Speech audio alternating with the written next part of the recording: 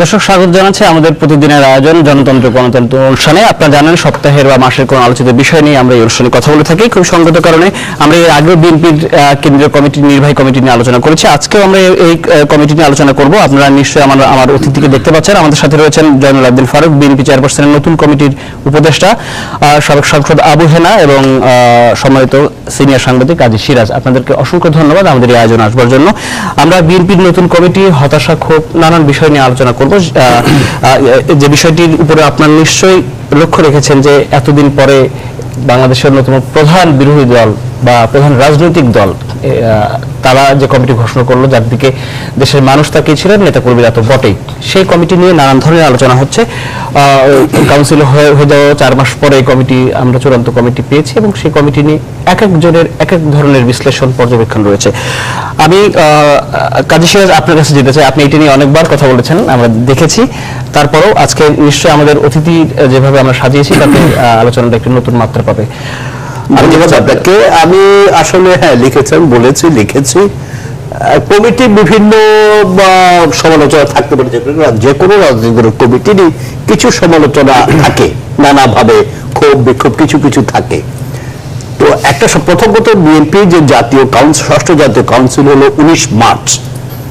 রাজনৈতিক দলের জাতীয় কাউন্সিলে কি হয়? শুধু একটা কমিটি হয় না, রাজনীতি নির্ধারণ হয়। এর আগের সম্মেলন থেকে এই সম্মেলনের মাঝামাঝি সময়, মধ্যবর্তী সময়ে দলের সফলতা, ব্যর্থতা ইত্যাদির আলাপ আলোচনা হয়, সিদ্ধান্ত হয়। দলের আগামী দিনের রাজনৈতিক কর্মসূচি, রণকৌশল, রাজনীতির পরিবর্তন হয় না, রণকৌশলটা ঠিক করা হয়। রাজনীতি ভুল করলে সেটা সংশোধন করা হয়। সেগুলো কিছু হয়নি সে সম্মেলনে। জাতীয় কাউন্সিল একটা বক্তৃতা হয়েছে, একবার পার্টি চেয়ারপারসন ভিশন 2030 যেটা উনি দিয়েছেন। এছাড়া ওখানে উল্লেখযোগ্য কিছু নেই, সেখানে কিছু কিছু কথা বলেছেন। ওখানে আবার যা বলেছেন এখন আবার বিএনপি সে কথাগুলো বলছে না, বিশেষ করে ভারত প্রশ্ন, ভারত সম্পর্কে প্রশ্ন ইত্যাদি প্রশ্নে এখন আবার সে জায়গা থেকে শিফট করে ফেলেছে। তো পরবর্তী 4.5 মাস পরে 6 অগাস্ট আমাদের কমিটিটা হলো, যে কমিটি হলো ধরেন এটার ভেতরে, দলের ভেতরেও কিছু কথাবার্তা আছে, ক্ষোভ আছে, বিক্ষোভ আছে।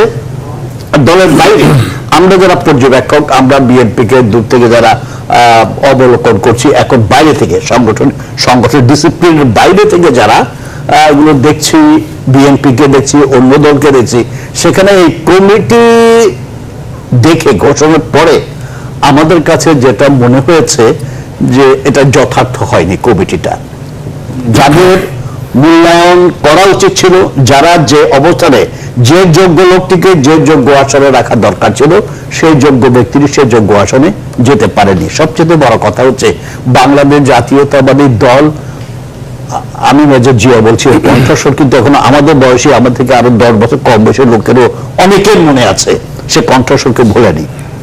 সেটা নিয়ে বহু বাদ প্রতিবাদ আছে, বক্তব্য, পাল্টা বক্তব্য আছে।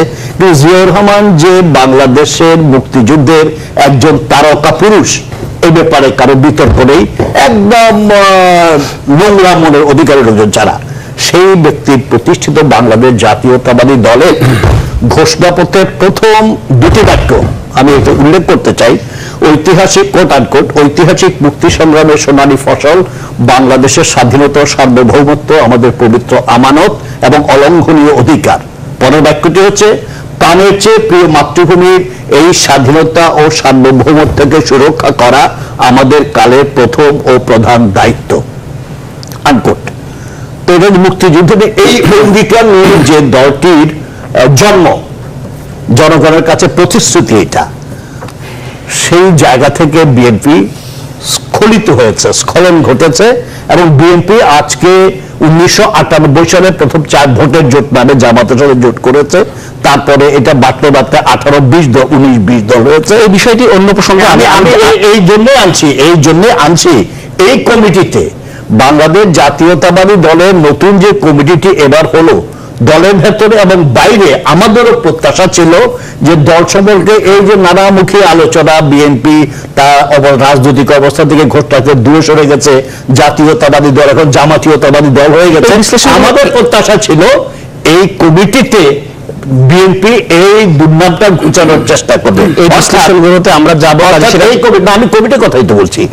কমিটিতে মুক্তিযুদ্ধের পক্ষের, মুক্তিযুদ্ধের চেতনা ধারণকারী, রাজনৈতিক কেরিয়ার আছে এরকম লোকজনকে রাখা। কিন্তু আমরা স্থায়ী কমিটিতে দেখলাম, স্থায়ী কমিটিতে 19 জনের 17 জনকে নিয়েছেন, 15 জন আগে নিয়েছেন, বাকি 2 জন যাদেরকে ইনক্লুড করা আছে, যাদের নামে যাদেরকে প্রত্যাশা করেছে, আমরা যেটা বাইরে থেকে চিন্তা করেছিলাম যে এখানে মুক্তিযুদ্ধ থেকে অন্যদের ভাষান্দোলন বাদ দিলাম, এর পরবর্তীকালে গণতান্ত্রিক আন্দোলন, মুক্তিযুদ্ধ সবচেয়ে অংশগ্রহণকারী 2 জন ব্যক্তির নাম তো বেশি করে আলোচনা হয়েছিল, শাহ মুয়াজ্জম হোসেন এবং আব্দুল্লাহ আল দুমান, কিন্তু আমরা বিস্মিত যে তারা নাই। এরপরে আমি লেখা লিখেছিলাম বিএনপির 2 জন, একজন এখন এই মুহূর্তে সরাসরি সম্পৃক্ত নেই, কিন্তু আরেকজন আমাদের নতুন কমিটির সম্মানিত বিএনপি চেয়ারপারসনের উপদেষ্টা রয়েছেন জয়নুল আবদিন ফারুক। আমি আপনার কাছে যাব, আপনি অনেক উত্তর দেওয়ার অপেক্ষায় আছেন, কিন্তু তার আগে যেতে চাই জনাব আবু হেনা আপনার কাছে।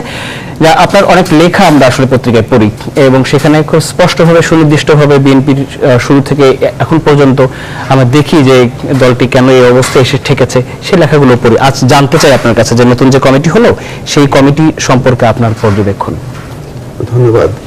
আসলে আমি লেখাগুলোর থেকেই মোটামুটি বোঝা যায় যে আমি বিএনপি সম্বন্ধে যে কথাগুলো বলি তা মোটামুটি গঠনমূলকভাবে বলার চেষ্টা করি আর কি, এবং উদ্দেশ্য হচ্ছে কাউকে উপরে তোলা বা কাউকে নিচে নামানো, এটা উদ্দেশ্য নয়। কিন্তু বিএনপি যে একটি দল, একটি বিপ্লবী সময়ে বিএনপির সৃষ্টি হয়েছিল 1978 সালে, সে সময় অনেক সংঘাত সহিংসতা ছিল, তার মধ্যে মানুষের যে আকাঙ্ক্ষা ছিল শান্তি এবং তাদের যে প্রগতির জন্য যে আকাঙ্ক্ষা ছিল, সেই আকাঙ্ক্ষার রূপায়ণ এবং মানুষের আর্থসামাজিক ন্যায় বিচার প্রতিষ্ঠার উদ্দেশ্য নিয়েই কিন্তু বিএনপির তখন সৃষ্টি হয়েছিল। এবং প্রেসিডেন্ট জিয়াউর রহমান এই বিএনপিকে সৃষ্টি করেছিলেন একটি উদ্দেশ্য নিয়ে, সেটা হচ্ছে উনি তো এসেছিলেন সামরিক শাসন নিয়ে, কিন্তু সেই সামরিক শাসনকে জনগণের শাসনে রূপান্তরিত করার উদ্দেশ্য নিয়েই কিন্তু বিএনপিকে প্রতিষ্ঠা করা হয়। এবং বিএনপি ছিল একটি জনগণের সম্পদ, এটা সেইভাবেই উনি সৃষ্টি করেছিলেন, যে কারণে তার মৃত্যুর পরে জাস্টিস সাত্তার প্রেসিডেন্ট হয়েছিলেন। বিএনপি এমন একটি দল, যে দল থেকে 2 বার আমরা নির্বাচিত, জনগণের সরাসরি নির্বাচনে রাষ্ট্রপতি নির্বাচিত হয়েছি, এবং 4 বার প্রধানমন্ত্রী পেয়েছি। 1050 জন সংসদ সদস্য এই বিএনপির থেকে এসেছে 1979 সাল থেকে। অনেক মন্ত্রী, প্রতিমন্ত্রী, অনেক মেয়র, সিটি মেয়র, এমনি আমাদের উপজেলার চেয়ারম্যান, তারপরে এই যে ইউনিয়ন পরিষদের চেয়ারম্যান, এইভাবে অসংখ্য আমাদের নির্বাচিত প্রতিনিধি তখন থেকে এসেছেন।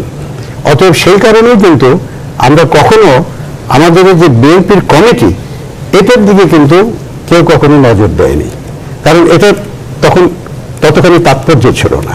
কারণ আমরা সবাই ব্যস্ত থাকতাম নির্বাচন নিয়ে, প্রত্যেকে কে কি হবে, কে সংসদে যাবে, কে ইয়ে করবে।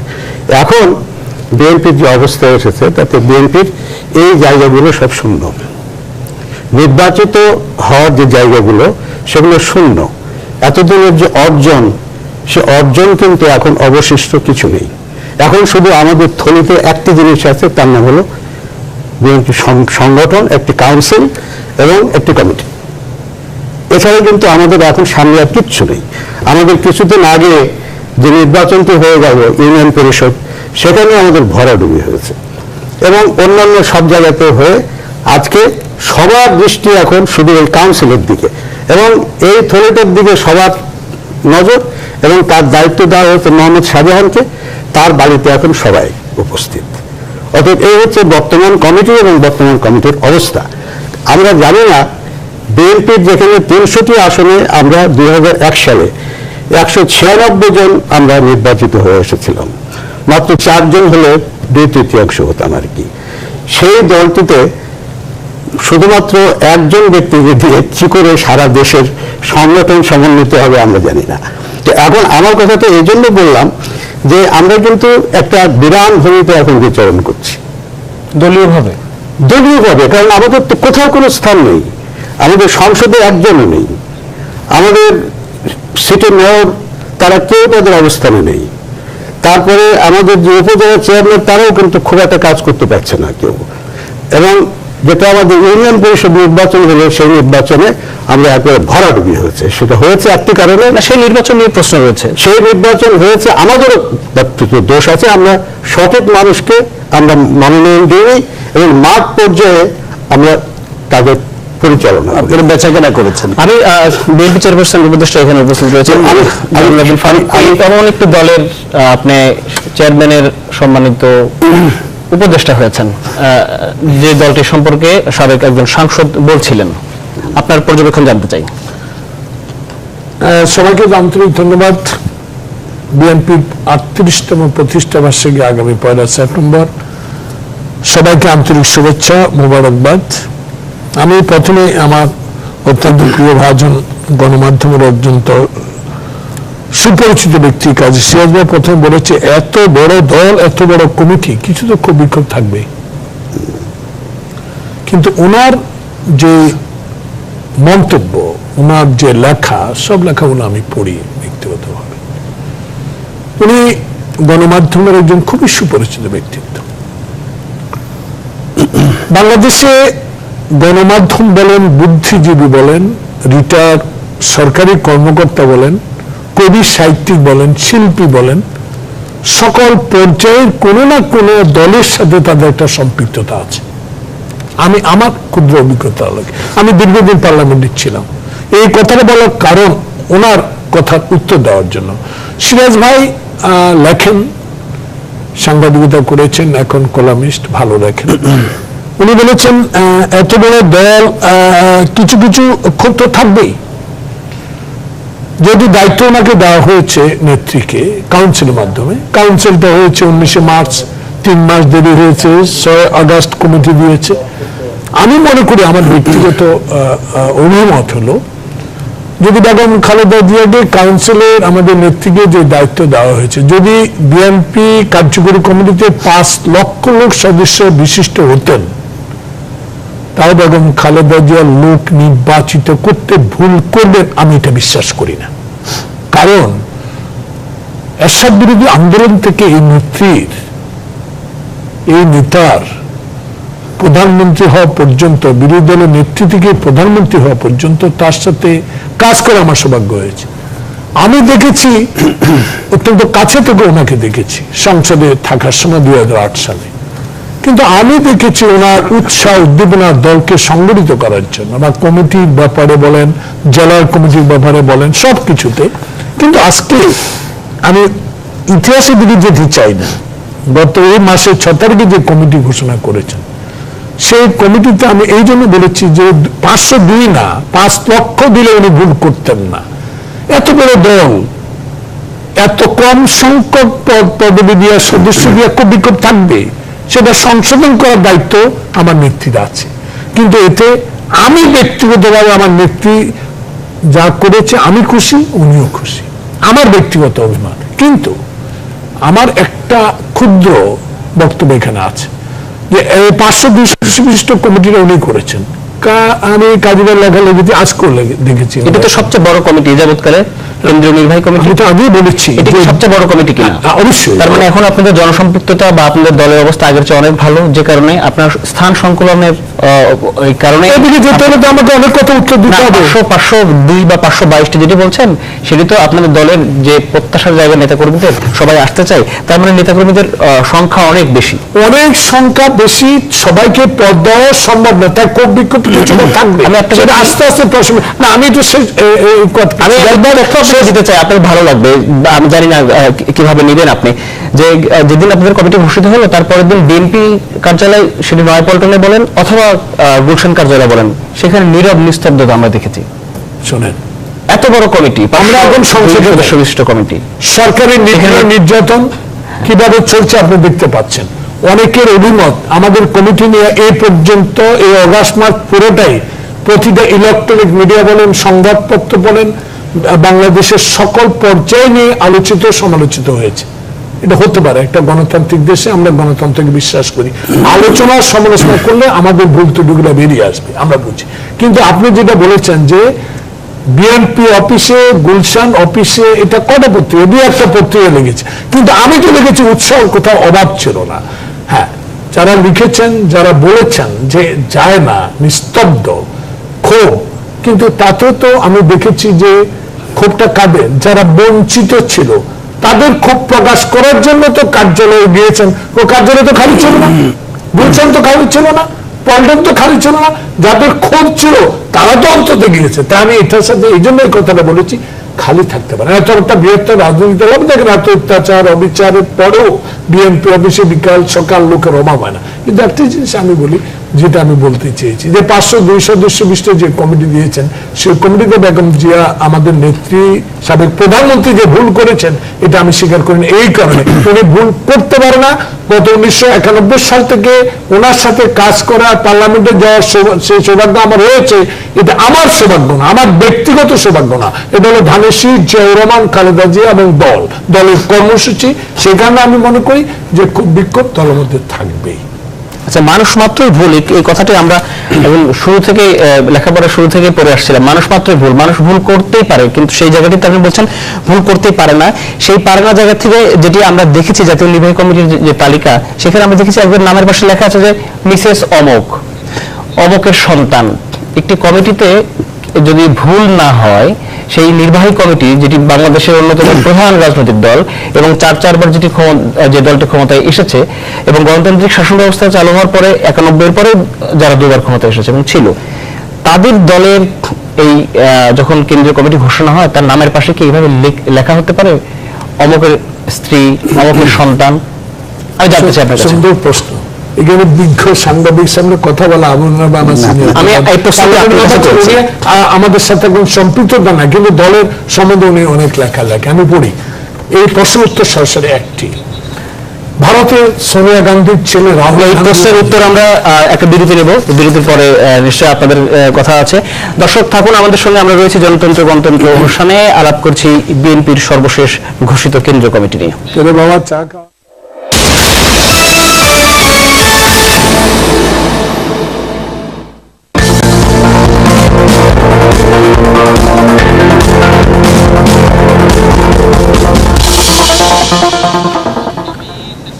দর্শক আবারও স্বাগত আমাদের প্রতিদিনের আয়োজন জনতন্ত্র গণতন্ত্র অনুষ্ঠানে। আমরা আলাপ করছিলাম বিএনপির সর্বশেষ ঘোষিত কমিটি নিয়ে এবং সেই কমিটি ঘোষণার পরপরই যে হতাশা ক্ষোভ নিয়ে আমরা নেতা কর্মীদের মধ্যে লক্ষ্য করেছি, সেই বিষয়গুলো আমরা কথা বলছি। আমাদের সাথে রয়েছেন তিনজন অতিথি, বিএনপি চেয়ারপারসনের উপদেষ্টা জয়নাল আবদিন ফারুক, সাবেক সংসদ সদস্য আবু হেনা এবং সিনিয়র সাংবাদিক কাজী সিরাজ। আবারও ধন্যবাদ আপনাদেরকে।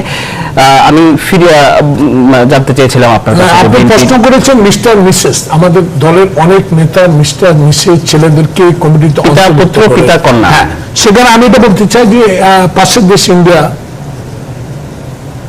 রাজীব গান্ধী, রাহুল গান্ধী, সোনিয়া গান্ধী, বাংলাদেশে মাননীয় প্রধানমন্ত্রী হাসিনা আবার ছেলে জয়, আমাদের জিয়াউর রহমানের সন্তান তারেক রহমান। রাজনীতি আসলে তো যারা রাজনীতি পরিবার রাজনীতি করে, এটা অমূলক নয়।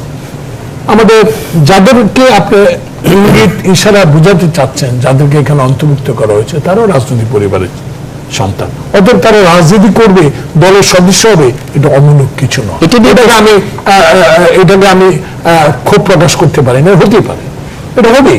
রাজনীতির স্বার্থে এবং যারা রাজনীতি করেন, যদি এলাকায় গ্রহণযোগ্য হয়, যদি দল তাকে গ্রহণ করে, কেন কাজী সিরাজ, আমি আপনার কাছে যেতে চাই যে বিএনপি এখন দলগতভাবে এখন যেমন অবস্থায় রয়েছে, সেখানে জনাব জয়নাল আবদিন ফারুকের এই বক্তব্য, এই উত্তর কতখানি যথার্থ? না, আমার কাছে যথার্থ মনে হয় না। উনি তো দলের মধ্যে আছেন, উনি যেভাবে আছেন উনি কষ্ট পাবেন। আমি একটা লেখা লিখেছিলাম, বিএনপিতে 73 জন নেতায় খামাখা,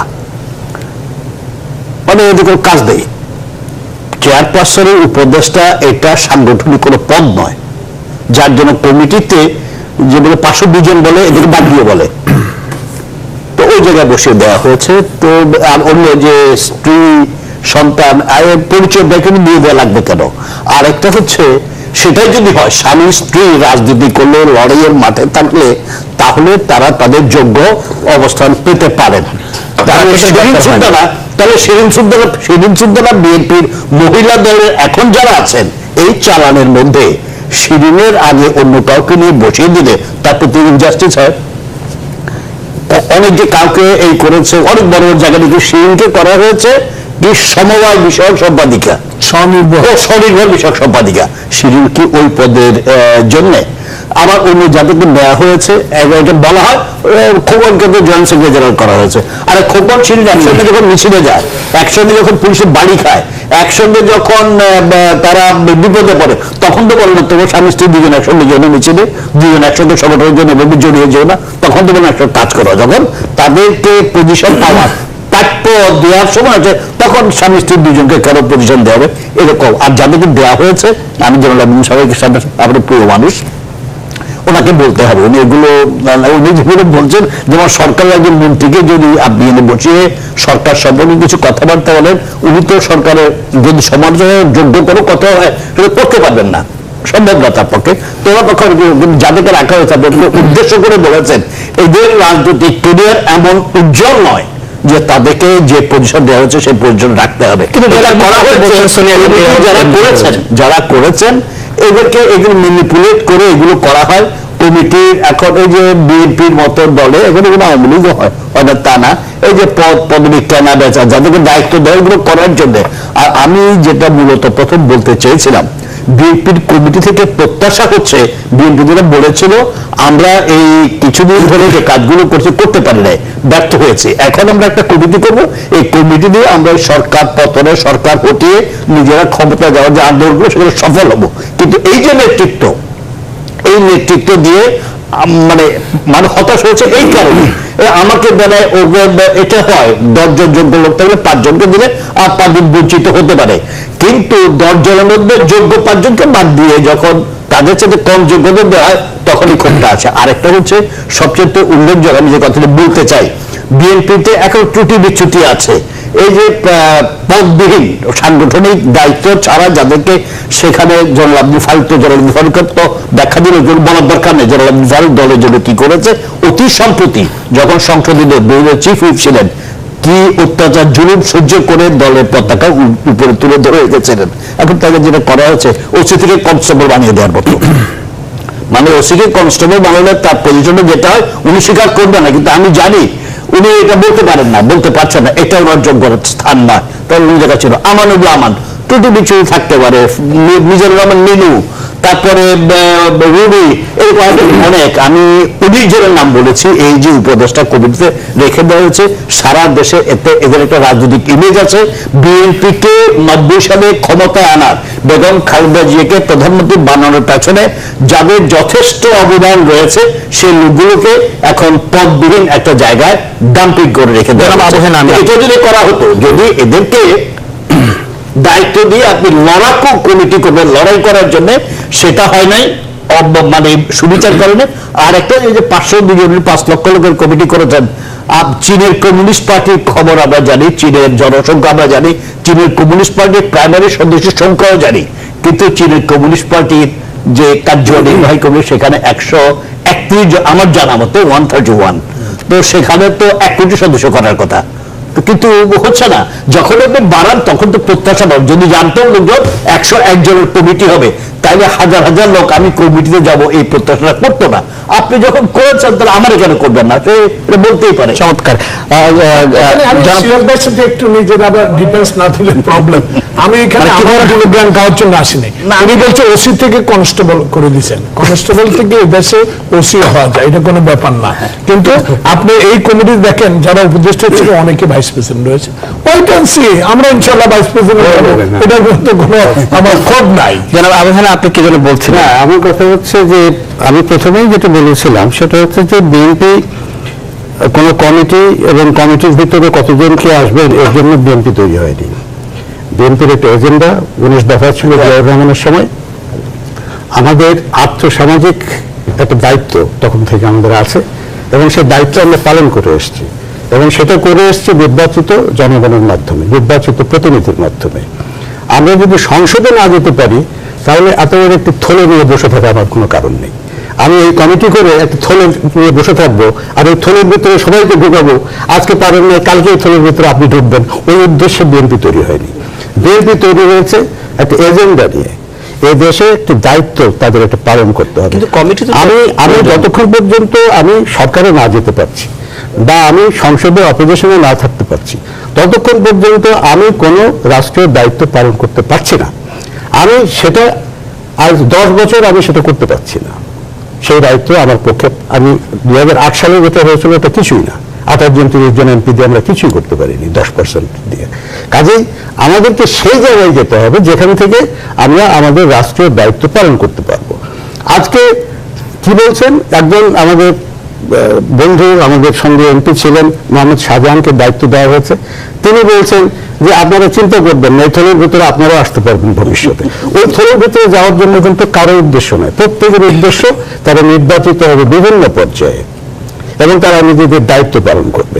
আজকে বিএনপির একটি জায়গাতে আমি একটা বাকি যোগ করে প্রশ্ন, সেটা হচ্ছে খালি সবাই কমিটি যাওয়ার চিন্তাও করে না, অনেকে চিন্তা করে না আমার দল যে কমিটি করবে, আমার দল নির্বাচনের ক্ষমতা যাবে, সে এটাই চায়, তার এমপি হওয়ার ইচ্ছেও নাই, সে চায় দল ওই জায়গায় যাক। কারণ দল ক্ষমতায় গেলে তার বেনিফিট সে পাবে এবং সেই জন্য প্রত্যেকটা আমাদের নেতা কর্মী তারা দলকে ক্ষমতায় নিয়ে যাওয়ার জন্য কাজ করে। আজকে আমাদের মাঠ পর্যায়ে কোনো কাজ নেই। মাঠ পর্যায়ে আজকে যারা ঢাকাতে বসে কমিটি তৈরি করেছে তারা কোনোদিন করে সেই বাগমারা মোহনপুর এলাকার সংসদ সদস্য ছিলেন এবং এমন একটি সময় ছিলেন যে যখন মানে আমরা জমি তৎপরতার কথা শুনেছি, সেই সূত্র ধরে সম্ভবত আপনার সাথে খারাপ হতে শুরু করে। আমি জানতে চাই যে এমন কমিটি করা হলো যেখানে অনেককেই আমরা দেখছি যে ইউনিয়ন, থানা, জেলা, কেন্দ্র, বিভাগ কোথাও ছিলেন না, কেন্দ্রে এবার ঢুকে গেলেন। তো এটা তো আপনারই দল। আমি এই জন্য আপনাকে বলছি, আমি এই জন্য বলছি যে কতগুলো ক্রাইটেরিয়া থাকতে হবে। যেমন যে আমাদের জামাল আবদুল ফারুক সাহেব সম্বন্ধে কথা বলে আমি লিখেছি ওটার সম্বন্ধে, যে তার মতো এরকম একজন নিবেদিত নেতাকে মানে উপদেষ্টা হিসেবে নিয়ে যাওয়া উচিত হয়নি। কারণ হচ্ছে কি, আমি আপনাকে উদাহরণ দিই, আর্মির ভিতরে একটা থেকে অপারেশনাল, অন্যগুলো থেকে তাদের সহায়তা করার জন্য। আপনি এখানে উনি হচ্ছেন অপারেশনাল, ওনাকে নিয়ে যে আপনি সহায়তার ভিতরে ঢোকাই দিচ্ছেন। এরকম ওই যে শেয়ার যেটা করেছেন, যে ওই যে কতজন নাম বললেন আপনি, তাদেরকে নিয়ে যে তারা কিন্তু অপারেশনাল, তারা এমপি ছিল, তারা ডাইরেক্ট পলিটিক্সের সাথে সম্পৃক্ত, তারা এলাকাতে তাদের কাজ করছে, তাদেরকে নিয়ে যে উপদেষ্টা, উনি উপদেষ্টা থেকে কাজ করবেন ওনারা। কাজে এই যে কাজগুলো করেছে আমাদের, মানে আপনি বলতে চাইছেন যে বিএনপির এখন যে পরিমাণ সাংগঠনিক শক্তি অর্জনের দরকার ছিল, এই কমিটি সেটাকে আরো পিছিয়ে দিয়েছে। কারণ আমার যারা সাংগঠনিক দায়িত্ব পালন করতে পারতো, এখন জামাল আবদুল ফারুক সাহেব চাইলেও তো সংগঠনের উপর দায়িত্ব। এটার সাথে আমি দুজন হেনাভাই আমার সিনিয়র মানুষ, আল্লাহর সম্বন্ধে বলতে আমি একটু অ্যাড করি। আপনি যে কথা বলেছেন যে আমাদেরকে যে অবমূল্যায়ন করা হয়েছে, আপনাদের যাওয়ার জন্য যাদেরকে রাখার দরকার তাদেরকে রাখা হয় না, আপনি বোঝাতে চাচ্ছেন। সিরাজ ভাই একটা কথা বলেছে, একটা লেখা, আমি ওই দিন লেখাটা খুব গুরুত্ব সহকারে পড়েছি। আমাদেরকে 73 জনকে উনি খামাকায় নেতা উপাধি দিয়েছে। আমার প্রশ্ন হলো, আমি বেগম জিয়াকে ধন্যবাদ জানাই, আমার নেত্রীকে ধন্যবাদ জানাই যে আমাদের 73 জনকে এই মুহূর্তে উপদেষ্টা করেছে যে উপদেশ দিয়ে দলকে 502 জনকে রাস্তায় নামিয়ে সারা বাংলাদেশের দলকে সংগঠিত করে এই ক্ষমতাসীন দলের অত্যাচার নিপীড়ন থেকে বাঁচাবার জন্য আমরা ওনাকে উপদেশ দেবো, 502 জনকে উপদেশ দেবো দলকে আরো চাঙ্গা করে তুলতে। এর আগে একটা উপদেষ্টা কমিটি ছিল, উপদেশ নেওয়া হয়েছে। আপনি একেবারে বুকে হাত দিয়ে বলেন যে কয় বছর ওই উপদেষ্টা কমিটি ছিল, বেগম খালেদা ওই উপদেষ্টা কমিটি একটা ফর্মাল মিটিংও করেছেন কিনা? 2 নাম্বার হচ্ছে ওনার কোন প্রোগ্রামে ওই উপদেষ্টাদের সঙ্গে আলোচনা করে কোন সিদ্ধান্ত নিয়েছেন কিনা? আপনি ভিতরকার কথা কেমনে বলবেন? এখানে কি সিসি ক্যামেরা আছে? আমাদের 3 জনকে বাইরে ঢুকতে এখানে সিসি ক্যামেরা আছে, কে ঢুকে গাড়ির নাম্বার প্লেট উঠে যাচ্ছে, চেহারা উঠে যাচ্ছে। কিন্তু আপনি কি করে জানেন যে বিগত কমিটিগুলোতে যারা উপদেষ্টা ছিলেন, বেগম খালেদা জিয়া আমাদের নেত্রী, এদের সাথে আলাপ করা ছাড়া, কারণ এদেরকে ফর্মাল মিটিং আপনি বলেছেন 502 জনের বাইরে তারা, তাহলে উপদেশ নিতে হলে তো আলাদাভাবে ডেকে উপদেশ নেন। এভাবে আমি বহু দেখেছি, বহু উপদেষ্টাকে দেখেছি উনি বেগম জিয়া মিটিংও দেখেছে এবং উনি সব নেতাদেরকে স্পেশাল দায়িত্ব দিয়ে কাজ। আরে পদ বড় কথা না, যে কাজ করার ইচ্ছা থাকলে মানে আপনি সন্তুষ্ট, আমরা বুঝতে পারছি। আমাদের একটা প্রশ্ন রয়েছে, আমাদের আলোচনার সূত্র ধরে একটি প্রশ্ন এসেছে, আমরা দর্শক আপনার নামটি বলে প্রশ্ন করুন। বাস আমারে ধরবে আর কি। জি আসসালামু আলাইকুম। আপনি এত খুশি কেন?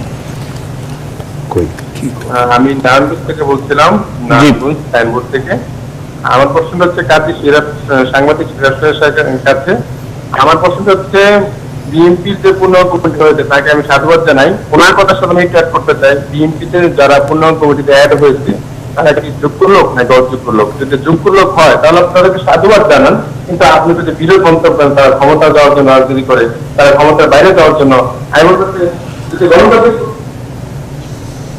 ধন্যবাদ। ঠিক আছে, প্রশ্ন পরে বুঝলাম না, উনি যোগ্য লোক হলে কেটে গেছে, কেটে গেছে। যেটি ফোনটি কেটে গেছে অর্ধেক অবস্থায়, যদি সম্ভবত উনি বলতে চেয়েছেন যে যদি যারা যোগ্য এসেছেন তাদেরকে সাধুবাদ জানান এবং এই তারা পারবে কিনা সামনে। না, আমার তো আমার লেখায় বলায় আমি তো যেটা বলেছি আমার ধারণার কথা আমি বলেছি, বিএনপি তো নিশ্চয় পারবে মনে করে তাদের যদি কমিটি করেছে, কিন্তু আমাদের বাইরে থেকে দেখে যে ধারণা এদের পক্ষে সম্ভব না। এরা অনেকেই আগের কমিটিতে ছিল, আগের ব্যর্থতা ও স্থায়ী কমিটির কথা বললাম, আগের সব ব্যর্থতার যদি প্রশ্ন আনা হয় 17 জনের মধ্যে 15 জন তো আগের ওনারাই ছিলেন, ব্যর্থ লোকগুলো তো আবার নতুন করে কমিটিতে আসলেন। তো এই কমিটিতে অধিকাংশ লোক যারা আছেন তারা আগেও ছিলেন, আগে কিছু করে দেখাতে পারেননি, এখন নতুন করে তারা কিছু করে দেখাবেন, এটা এখনো করে দেখালে তখন দেখা যাবে, কিন্তু মনে হয় না। আর তাছাড়া অনেক এখানে ঢুকেছেন এই যে ওই কমিটি করার পর থেকে, এই কমিটি করার মাঝখানে যে সময়, এই সময় বিএনপি যে কর্মসূচি দিয়েছে, যে আন্দোলনের কথা বলেছে, সবকিছু করেছে,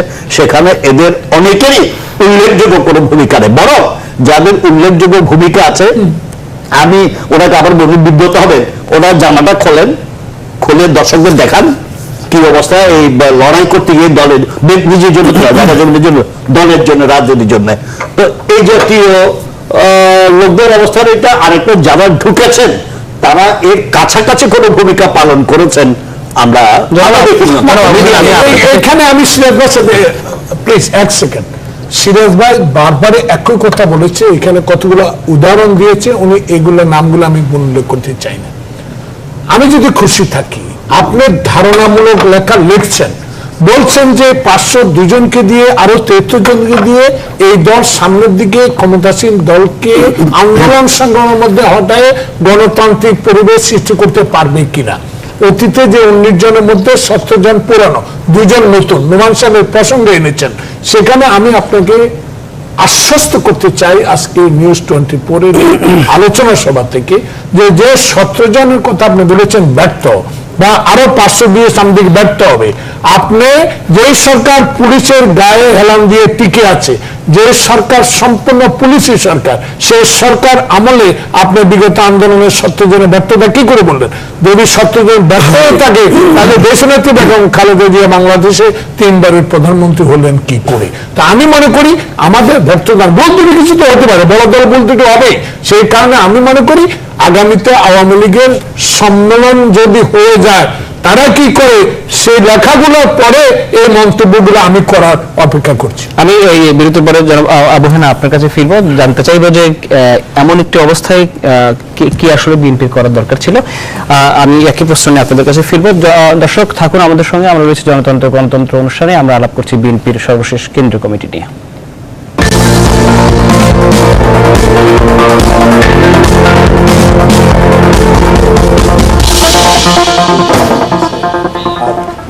দর্শক আবারও স্বাগত আমাদের জনতন্ত্র গণতন্ত্র অনুষ্ঠানে। আমরা আলাপ করছিলাম বিএনপির সর্বশেষ ঘোষিত কেন্দ্রীয় কমিটি নিয়ে। আমাদের সাথে রয়েছেন 3 জন অতিথি, বিএনপি চেয়ারপারসনের উপদেষ্টা জয়নাল আবেদীন ফারুক, সাবেক সাংসদ আবু হেনা এবং সিনিয়র সাংবাদিক কাজী সিরাজ।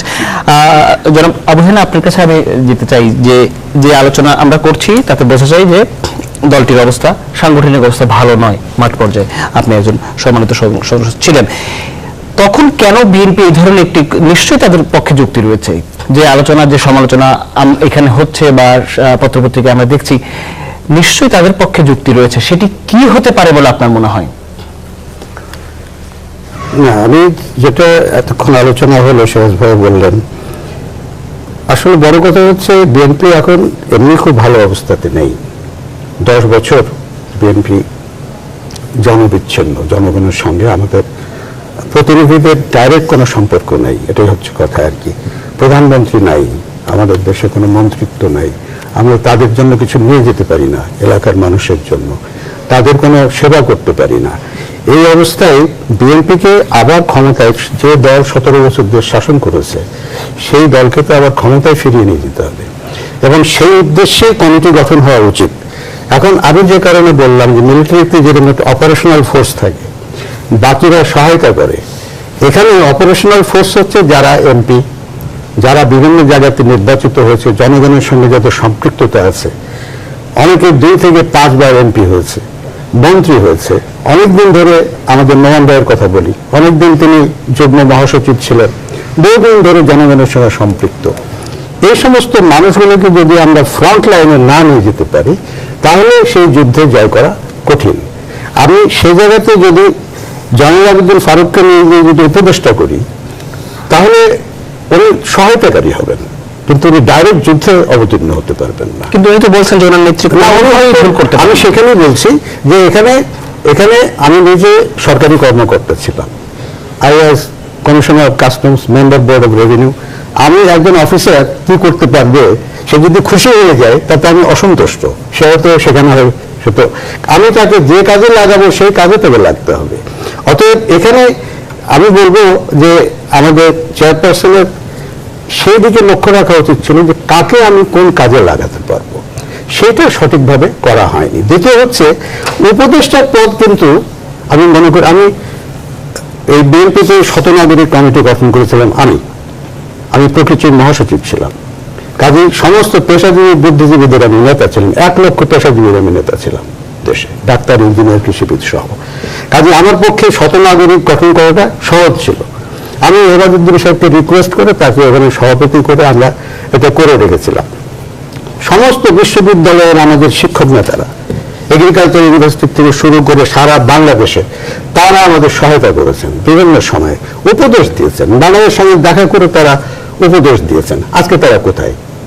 একজনই তাদের উপদেষ্টার ভিতরে নাই। যে এবাদুদ্দিন সাহেব রাস্তায় নামলেন, এই আন্দোলনের সময় তিনি রাস্তায় নেমে কথা বলেছেন, তিনি উপদেষ্টা বা কোথাও নেই। তাহলে এই কমিটিটা কোথায়, কে করেছে এগুলা? আমার কথা হচ্ছে যে যাদের এই মাঠ পর্যায়ে কোনো জ্ঞান নেই, যারা কোনোদিন নির্বাচন করে নাই, যারা কোনোদিন নির্বাচন সম্বন্ধে কিচ্ছু জানে না, তারা এই সমস্ত কমিটি করেছে। বসে বসে এখানে এই আপনার 2টো অফিসে বসে তারা এই কমিটিগুলো করেছে, ম্যাডামকে বুঝিয়েছে যে এটাই ঠিক আছে। ম্যাডামকে অতগুলো দেখতে পারেন নাই, ওনার পক্ষে তো এত দেখা সম্ভব না। সেই জন্য ভুল ত্রুটিগুলো এখানে হয়েছে। আমি মনে করি প্রত্যেকটা নির্বাচনী এলাকায় আগে কিন্তু আমাদের কমিটি নির্বাচনী এলাকায় হলে সংসদ সদস্যকে সেটা অনুমোদন করতে হতো, সেটা মূল দল হোক বা অঙ্গ সংগঠন হোক, সবকিছু। কিন্তু আজকে সেই সংসদ সদস্যদের কোনো ভূমিকা নেই, যেহেতু সংসদ সদস্য নেই। কিন্তু সেখানে আমাদের ধরতে হবে 2001 সালের বা 2008 সালের বা 1916 সালের এমপিদের সম্পৃক্ত করতে হবে। সেইগুলো করে আমরা যদি তাদেরকে দায়িত্ব দিই প্রত্যেকটা নির্বাচনী এলাকায় উপদেষ্টা হিসেবে, তাদের কোনো পদ দরকার নেই। তাদেরকে যদি প্রত্যেক নির্বাচনী এলাকাতে আমরা যদি তাদেরকে উপদেষ্টা করে দিই যে তোমরা সেভাবে করো। আসলে কিন্তু আমাদের কমিটি কিন্তু গঠন হলে প্রায় 3 বছর ধরে। আমি অন্য একটু প্রসঙ্গ দিতে চাই যে যদিও বিএনপি চেয়ারপারসন উপদেষ্টা জয়নুল আবেদিন ফারুক বলছিলেন যে কোনো ভুল হয়নি বা ওনারা অনেক বেশি স্ট্রং, সর্বশেষ বিএনপি মহাসচিবের একটি আবেগঘন বক্তব্য নিশ্চয়ই আপনারা দেখেছেন, যেখানে উনি কথা বলতে গিয়ে নেতাকর্মীদের বর্তমান বাস্তবতা বোঝাতে যে কিছু মানে কান্নাকাটির মতো অবস্থা করে ফেলেছেন। আমি সেই বক্তব্য দেখে এসে ফিরতে চাই জয়নুল আবেদিনের কাছে যে কেন এমন হলো। আমি তো বিএনপি করতাম লক্ষ্মীপুরে, এত মামলা পালিয়ে চলে এসছি, এখন এখানে হকারি করছি, রিক্সা চালায় আমার ছেলেরা।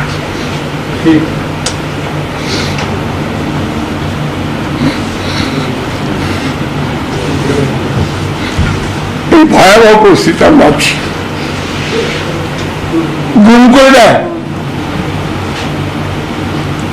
খুঁজে পাওয়া যায় না। বাচ্চাগুলো এখানে দাঁড়িয়ে স্পিন বলল আপনার সামনে,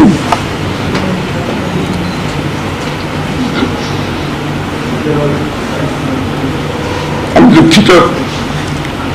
দেখতে দেখতে আমি খুব আবেগপ্রবণ হয়ে গেছি, বাবার সঙ্গে ঈদ করতে চাই। এই দেশ এর জন্য যুদ্ধ করেছিলাম। আমি অনেক দলের নেতাদের সঙ্গে কাছে যাই, কথা বলি, বিভিন্ন শর্ত জুড়লেন। তো আমার কথা হচ্ছে যে ঠিক আছে, শর্ত জুড়ে দিচ্ছেন, ঠিক আছে, কিন্তু আপনার উপরে খড়গটা এসে পড়ছে, তখন আপনি কাকে শর্ত জুড়বেন? আপনি যদি চান যে আপনার স্বকীয়তাকে, আপনার নিজস্বতাকে আপনি রক্ষা করতে চান, তাহলে আপনাকে অবশ্যই ঘুরে দাঁড়াতে হবে। জয়নাল আবদিন ফারুক। আসলে বিষয়টা অত্যন্ত আবেগ। আমার মনে পড়ে যখন আমি অষ্টম সংসদে সদস্য ছিলাম, তখন ঈশ্বরখান আমলে একটা রায়ের কারণে দেশনেত্রী বেগম খালেদা জিয়ার বাসভবন ছাড়তে হয়েছিল।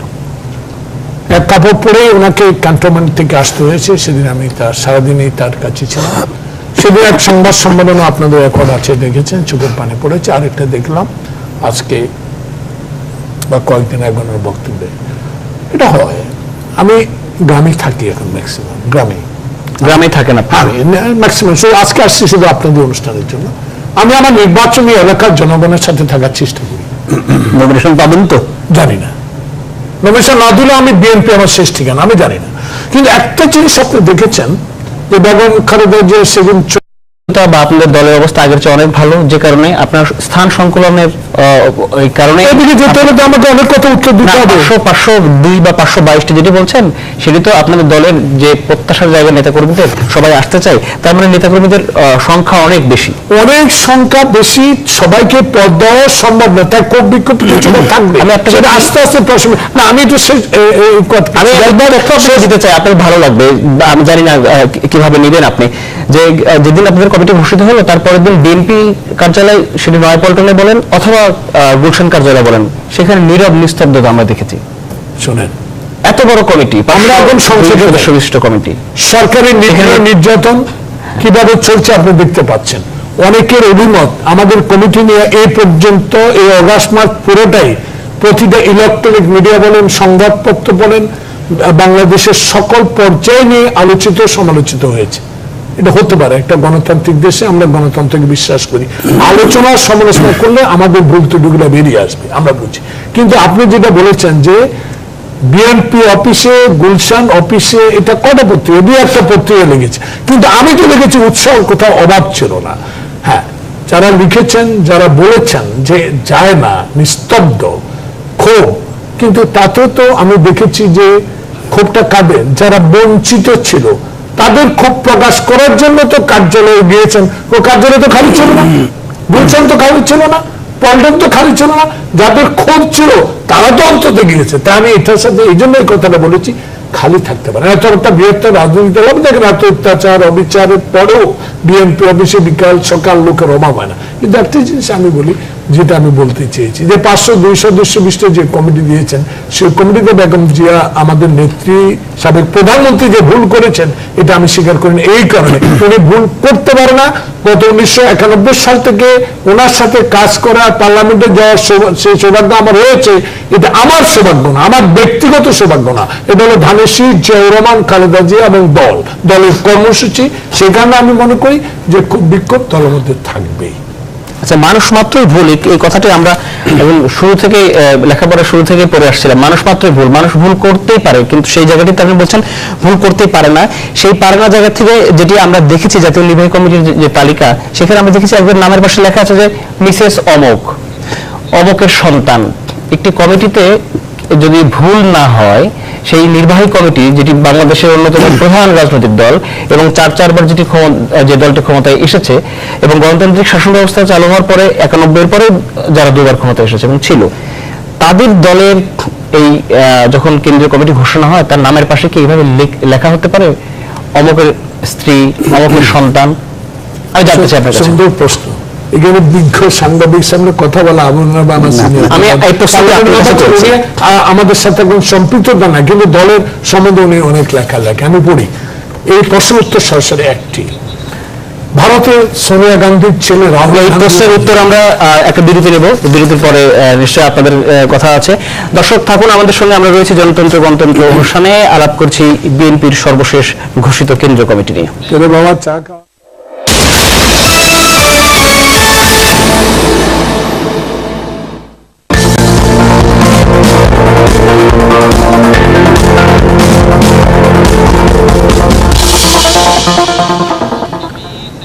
দর্শক আবারও স্বাগত আমাদের প্রতিদিনের আয়োজন জনতন্ত্র গণতন্ত্র অনুষ্ঠানে। আমরা আলাপ করছিলাম বিএনপির সর্বশেষ ঘোষিত কমিটি নিয়ে এবং সেই কমিটি ঘোষণার পরপরই যে হতাশা ক্ষোভ নিয়ে আমরা নেতাকর্মীদের মধ্যে লক্ষ্য করেছি সেই বিষয়গুলো নিয়ে আমরা কথা বলছি। আমাদের সাথে রয়েছেন তিনজন অতিথি, বিএনপি চেয়ারপারসনের উপদেষ্টা জয়নাল আবদিন ফারুক, সাবেক সংসদ সদস্য আবু হেনা এবং সিনিয়র সাংবাদিক কাজী সিরাজ। আবারও ধন্যবাদ আপনাদেরকে।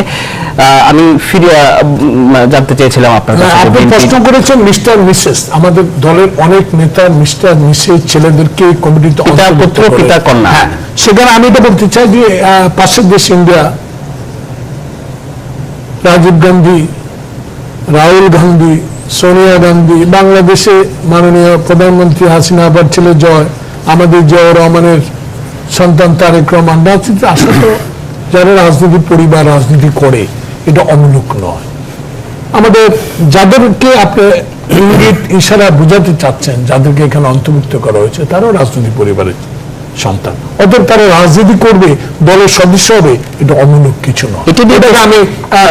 এটাকে আমি ক্ষোভ প্রকাশ করতে পারি না, হতেই পারে, এটা হবে রাজনীতির স্বার্থে, এবং যারা রাজনীতি করেন যদি এলাকা গ্রহণযোগ্য হয়, যদি দল তাকে গ্রহণ করে, কেন কাজী সিরাজ, আমি আপনার কাছে যেতে চাই যে বিএনপি এখন দলগতভাবে এখন যেমন অবস্থায় রয়েছে সেখানে জনাব জয়নাল আবদিন ফারুকের এই বক্তব্য, এই উত্তর কতখানি যথার্থ? না, আমার কাছে যথার্থ মনে হয় না। উনি তো দলের মধ্যে আছেন, উনি যেভাবে আছেন উনি কষ্ট পাবেন। আমি একটা লেখা লিখেছিলাম, বিএনপিতে ৭৩ জন নেতায় খামাখা, মানে এদের কোনো কাজ নেই। চেয়ারপারসনের উপদেষ্টা এটা সাংগঠনিক কোনো পদ নয়, যার জন্য কমিটিতে যে বলে 502 জন বলে এদেরকে বাদ দিয়ে বলে, তো ওই জায়গায় বসিয়ে দেওয়া হয়েছে। তো অন্য যে স্ত্রী সন্তান পরিচয় দেখে দিয়ে দেওয়া লাগবে কেন? আর একটা হচ্ছে, সেটাই যদি হয় স্বামী স্ত্রী রাজনীতি করলে লড়াইয়ের মাঠে থাকলে তাহলে তারা তাদের যোগ্য অবস্থান পেতে পারেন। তাহলে শিরিন সুলতানা বিএনপির মহিলা দলের এখন যারা আছেন এই চালানের মধ্যে শিরিনের আগে অন্য কাউকে নিয়ে বসিয়ে দিলে তার প্রতি ইনজাস্টিস হয়। অনেক যে কাউকে এই করেছে, অনেক বড় বড় জায়গা থেকে শিরিনকে করা হয়েছে কি সমবায় বিষয়ক সম্পাদিকা, স্বনির্ভর বিষয়ক সম্পাদিকা। শিরিন কি ওই পদের জন্য? আবার অন্য যাদেরকে দেওয়া হয়েছে, এটা বলা হয় খোকনকে তো জয়েন্ট সেক্রেটারি জেনারেল করা হয়েছে। আর খোকন শিরিন একসঙ্গে যখন মিছিলে যায়, একসঙ্গে যখন পুলিশের বাড়ি খায়, একসঙ্গে যখন তারা বিপদে পড়ে, তখন তো বলে না তোমার স্বামী স্ত্রী দুজন একসঙ্গে জন্য মিছিলে, দুজন একসঙ্গে সংগঠনের জন্য এভাবে জড়িয়ে যেও না, তখন তো বলে একটা কাজ করো। যখন তাদেরকে পজিশন পাওয়ার প্রাপ্য দেওয়ার সময় আছে, তখন স্বামী স্ত্রী দুজনকে কেন পজিশন দেওয়া হবে এরকম। আর যাদেরকে দেওয়া হয়েছে, আমি জয়নাল আবদিন সাহেব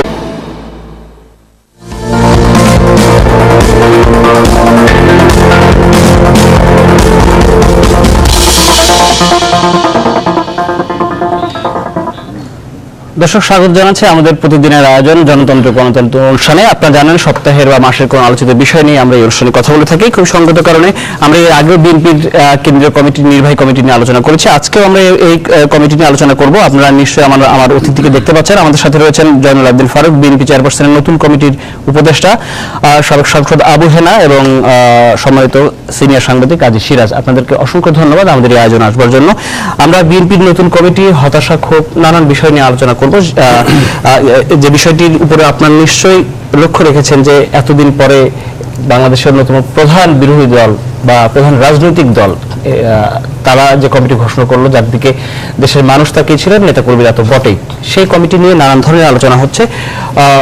কাউন্সিল হয়ে যাওয়া 4 মাস পরে এই কমিটি, আমরা চূড়ান্ত কমিটি পেয়েছি এবং সেই কমিটি নিয়ে এক একজনের এক এক ধরনের বিশ্লেষণ পর্যবেক্ষণ রয়েছে। আমি কাজী সিরাজ আপনার কাছে যেতে চাই। আপনি এটি নিয়ে অনেকবার কথা বলেছেন, আমরা দেখেছি।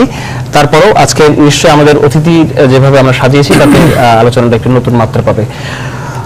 আপনাকে আমি আসলে লিখেছি কমিটি বিভিন্ন সমালোচনা থাকতে পারে, যে কোনো রাজনৈতিক কমিটিরই কিছু সমালোচনা থাকে, নানাভাবে ক্ষোভ বিক্ষোভ কিছু কিছু থাকে। তো একটা প্রথমত বিএনপি যে জাতীয় কাউন্সিল, ষষ্ঠ জাতীয় কাউন্সিল হলো 19 মার্চ। রাজনৈতিক দলের জাতীয় কাউন্সিলে কি হয়? শুধু একটা কমিটি হয় না, রাজনীতি নির্ধারণ হয়। এর আগের সম্মেলন থেকে এই সম্মেলনের মাঝামাঝি সময়, মধ্যবর্তী সময়ে দলের সফলতা ব্যর্থতা ইত্যাদির আলাপ আলোচনা হয়, সিদ্ধান্ত হয়। দলের আগামী দিনের রাজনৈতিক কর্মসূচি রাজনীতির পরিবর্তন হয় না, রণকৌশলটা ঠিক করা হয়। রাজনীতি ভুল করলে সেটা সংশোধন করা হয়। সেগুলো কিছু হয়নি সে সময়। জাতীয় কাউন্সিল একটা বক্তৃতা হয়েছে, পার্টি চেয়ারপারসনের ভিশন 2030 যেটা উনি দিয়েছেন। এছাড়া ওখানে উল্লেখযোগ্য কিছু নেই, সেখানে কিছু কিছু কথা বলেছেন। ওখানে আবার যা বলেছেন এখন আবার বিএনপি সে কথাগুলো বলছে না, বিশেষ করে ভারত প্রশ্ন, ভারত সম্পর্কে প্রশ্ন ইত্যাদি প্রশ্নে এখন আবার সে জায়গা থেকে শিফট করে ফেলেছে। তো পরবর্তী 4.5 মাস পরে 6 অগাস্ট আমাদের কমিটিটা হলো, যে কমিটি হলো ধরেন এটার ভেতরে দলের ভেতরেও কিছু কথাবার্তা আছে, ক্ষোভ আছে, বিক্ষোভ আছে। দলের বাইরে আমরা যারা পর্যবেক্ষক, আমরা বিএনপি কে দূর থেকে যারা অবলোকন করছি, এখন বাইরে থেকে সংগঠন ডিসিপ্লিনের বাইরে থেকে যারা এগুলো দেখছি, বিএনপি কে দেখছি, অন্য দলকে দেখছি, সেখানে এই কমিটি দেখে ঘোষণার পরে আমাদের কাছে যেটা মনে হয়েছে যে এটা যথার্থ হয়নি। কমিটিটা যাদের মূল্যায়ন করা উচিত ছিল, যারা যে অবস্থানে যে যোগ্য লোকটিকে যে যোগ্য আসনে রাখা দরকার ছিল, সেই যোগ্য ব্যক্তি সে যোগ্য আসনে যেতে পারেনি। সবচেয়ে বড় কথা হচ্ছে বাংলাদেশ জাতীয়তাবাদী দল, আমি মেজর জিয়া বলছি, কণ্ঠস্বর কিন্তু এখন আমাদের বয়সী, আমার থেকে আরো 10 বছর কম বয়সের লোকেরও অনেকের মনে আছে, সে কণ্ঠস্বরকে ভোলেনি। সেটা নিয়ে বহু বাদ প্রতিবাদ আছে, বক্তব্য, পাল্টা বক্তব্য আছে। কিন্তু জিয়াউর রহমান যে বাংলাদেশের মুক্তিযুদ্ধের একজন তারকা পুরুষ, এই ব্যাপারে কারো বিতর্ক নেই। একদম নোংরা মনের অধিকারী লোকজন ছাড়া সেই ব্যক্তির প্রতিষ্ঠিত বাংলাদেশ জাতীয়তাবাদী দলের ঘোষণাপত্রের প্রথম 2টি বাক্য আমি এটা উল্লেখ করতে চাই। ঐতিহাসিক কোট আনকোট, ঐতিহাসিক মুক্তি সংগ্রামের সোনালী ফসল বাংলাদেশের স্বাধীনতা, সার্বভৌমত্ব আমাদের পবিত্র আমানত এবং অলঙ্ঘনীয় অধিকার। পরের বাক্যটি হচ্ছে, প্রাণের চেয়ে প্রিয় মাতৃভূমির এই স্বাধীনতা ও সার্বভৌমত্বকে সুরক্ষা করা আমাদের কালের প্রথম ও প্রধান দায়িত্ব। আনকোট। তো এটা মুক্তিযুদ্ধের এই অঙ্গীকার নিয়ে যে দলটির জন্ম, জনগণের কাছে প্রতিশ্রুতি, এটা সেই জায়গা থেকে বিএনপি স্খলিত হয়েছে, স্খলন ঘটেছে। এবং বিএনপি আজকে 1998 সালে প্রথম 4 ভোটের জোট নামে জামাতের সাথে জোট করেছে, তারপরে এটা বাড়তে 19-20 দল, 19-20 দল হয়েছে। এই বিষয়টি অন্য প্রসঙ্গে আমি এই জন্য আনছি এই কমিটিতে বাংলাদেশ জাতীয়তাবাদী দলের নতুন যে কমিটিটি এবার হলো, দলের ভেতরে এবং বাইরে আমাদেরও প্রত্যাশা ছিল যে দল সম্পর্কে এই যে নানামুখী আলোচনা, বিএনপি তা রাজনৈতিক অবস্থা থেকে ঘোষণাকে দূরে সরে গেছে, জাতীয়তাবাদী দল এখন জামাতীয়তাবাদী দল হয়ে গেছে। আমাদের প্রত্যাশা ছিল এই কমিটিতে বিএনপি এই দুর্নামটা ঘুচানোর চেষ্টা করবে। এই বিশ্লেষণগুলোতে আমরা যাবো। আমি কমিটির কথাই তো বলছি। কমিটিতে মুক্তিযুদ্ধের পক্ষে, মুক্তিযুদ্ধের চেতনা ধারণকারী, রাজনৈতিক কেরিয়ার আছে এরকম লোকজনকে রাখা। কিন্তু আমরা স্থায়ী কমিটিতে দেখলাম, স্থায়ী কমিটিতে 19 জনের 17 জনকে নিয়েছেন, 15 জন আগে নিয়েছেন, বাকি 2 জন যাদেরকে ইনক্লুড করা আছে, যাদের নামে যাদেরকে প্রত্যাশা করেছে, আমরা যেটা বাইরে থেকে চিন্তা করেছিলাম যে এখানে মুক্তিযুদ্ধ থেকে অন্যতম ভাষা আন্দোলন বাদ দিলাম, এর পরবর্তীকালে গণতান্ত্রিক আন্দোলন, মুক্তিযুদ্ধ সবচেয়ে অংশগ্রহণকারী 2 জন ব্যক্তির নাম তো বেশি করে আলোচনা হয়েছিল, শাহ মুআজ্জম হোসেন এবং আব্দুল্লাহ আল দুমান, কিন্তু আমরা বিস্মিত যে তারা নাই। এরপরে আমি লেখা লিখেছিলাম বিএনপির 2 জন, একজন এখন এই মুহূর্তে সরাসরি সম্পৃক্ত নেই, কিন্তু আরেকজন আমাদের নতুন কমিটির সম্মানিত বিএনপি চেয়ারপারসনের উপদেষ্টা রয়েছেন জয়নুল আবদিন ফারুক। আমি আপনার কাছে যাবো, আপনি অনেক উত্তর দেওয়ার অপেক্ষায় আছেন, কিন্তু তার আগে যেতে চাই জনাব আবু হেনা আপনার কাছে। আপনার অনেক লেখা আমরা আসলে পত্রিকায় পড়ি এবং সেখানে খুব স্পষ্টভাবে, সুনির্দিষ্টভাবে বিএনপির শুরু থেকে এখন পর্যন্ত আমরা দেখি যে দলটি কেন এই অবস্থায় এসে ঠেকেছে, সেই লেখাগুলো পড়ি। আজ জানতে চাই আপনার কাছে যে নতুন যে কমিটি হলো, সেই কমিটি সম্পর্কে আপনার পর্যবেক্ষণ। ধন্যবাদ।